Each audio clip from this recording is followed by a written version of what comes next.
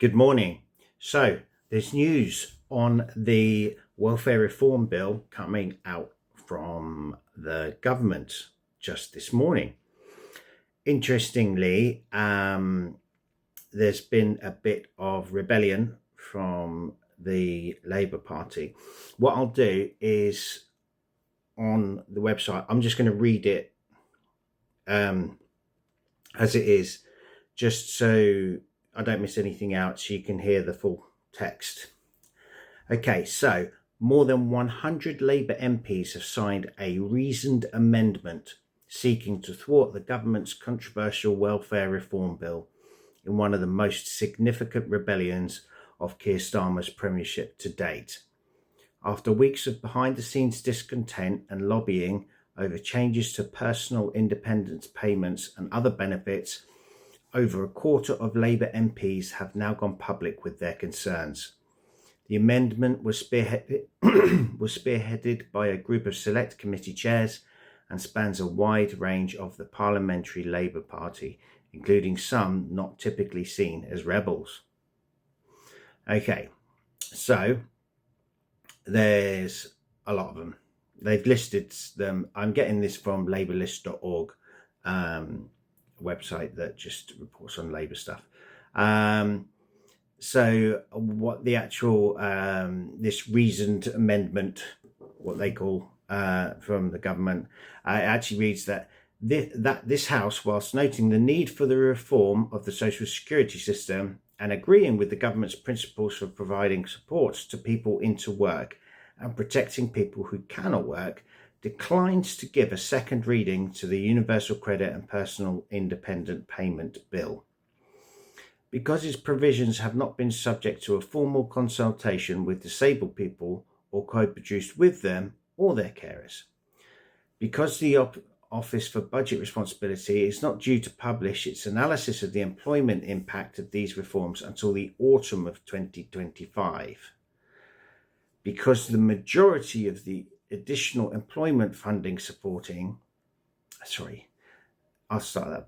because the majority of the additional employment support funding will not be in place until the end of the decade. Because the government's own impact assessment estimates that 250,000 people will be pushed into poverty as a result of these provisions, including 50,000 children. Because the government has not published an assessment of the impact of these reforms on health or care needs. And lastly, because the government is still awaiting the findings of the Minister for Social Security and Disabilities review into the assessment for personal independence payment and Sir Charlie Mayfield's independent review into the role of employers and government in boosting the employment of disabled people and people with long-term health conditions. So there we have it. It's been put forward. Whether or not that will actually stop the reform bill, going through for its second reading, I don't know. But there's, with like 100 Labour MPs wanting to stop it, that's looking pretty ominous, I have to say, from my perspective. And what they're saying about some of the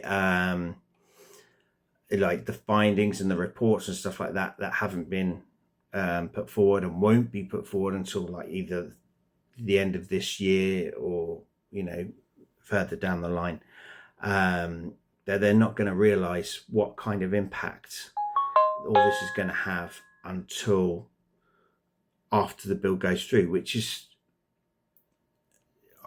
ridiculous, absolutely ridiculous. So it's quite interesting to see. I can see my local MP on the list, or they've put their name on the list that opposes this, which is great, because I sent an email out to them from the Scope site that Scope put like a letter together to say to put forward to your MP, and I did that, and she held a community meeting about this very subject, and clearly she's taken it on board and rebelled, which is, we've done what we can on a local level.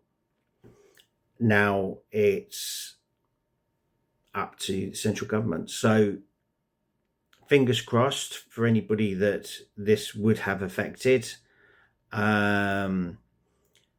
If there's people out there that think that, you know,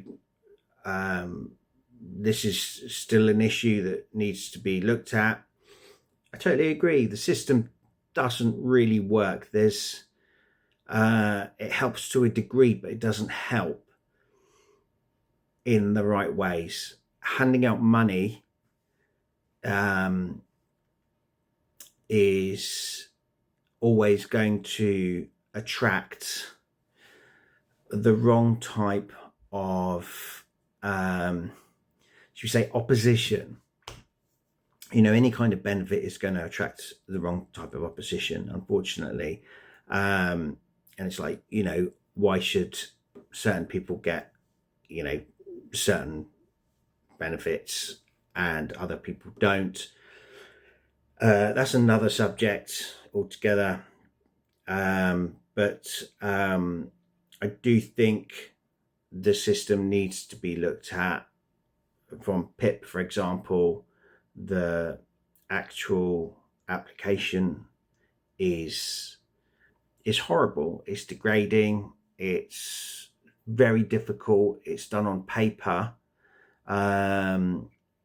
not like online, for example, which is ridiculous. You know, we live in the 21st century. You know, I'm surprised they don't ask you to write it out with a quill, you know, but there we go. I never thought I'd get to use the word quill on TikTok. There we go. Quill talk. So there we go. We'll see what happens. We